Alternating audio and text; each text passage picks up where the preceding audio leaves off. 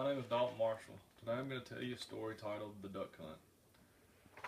Have you ever witnessed a morning duck hunt in Mississippi with ducks quacking everywhere and the prettiest sunrise that God has ever painted? Well, I have, and the particular one that I'm going to tell you about was this past duck season, 2016 in December. I'm going to cover the points from whenever we woke up at 3 o'clock to get to the duck hole all the way to the walkout and eating the ducks. I'm going to start off with the preparation for the hunt. We would wake up at 3 o'clock to get to this certain duck hole. We would have time to eat breakfast, drink our coffee, and pack all of our bags. The packing bags part would include packing the blind bag, getting your shotgun cleaned, and packing your decoy bag.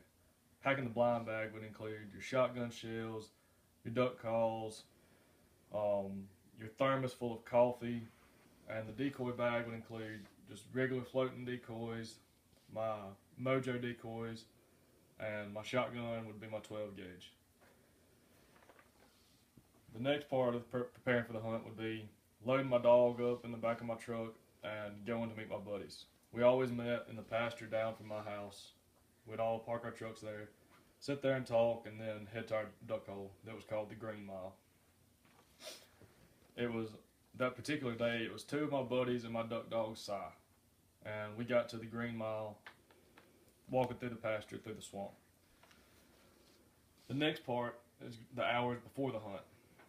Once we got to the Green Mile, it was a 1.2 mile walk, exactly. And with all of our gear on, you can only imagine how long and how terrible the walk was.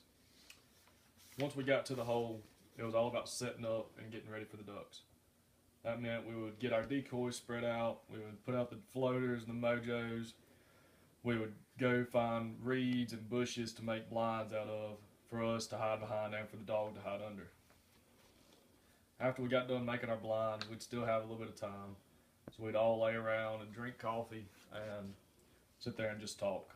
Shooting out, we would wait for shooting hours, which is exactly 10 minutes before daylight. So if it says that daylight's going to be at 6:15, we could legally shoot at 6:05. The next part is titled shooting hours.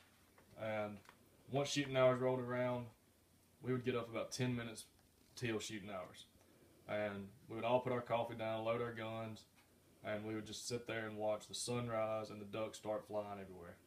There was ducks quacking, mallards, wood ducks, any kind of duck. This particular morning were just circling us and calling. Finally, it was shooting hours. Mallards were cupping in, wood ducks were whistling by. We had teal circling us too. And I remember the first ducks that we shot that morning, we had 6 mallards come and cup in. And between the 3 of us, we killed all 6 mallards.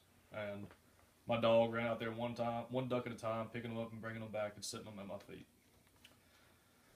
The next part is heading home. We would load all our stuff up and start our 1.2 mile walk out. And it was actually a lot easier walking out than it was in because we'd had such a good hunt, because we'd finished with 10 mallards and 3 wood ducks. And so we'd finally get to the truck and we would just sit there and talk and reminisce for a little bit about our whole hunt.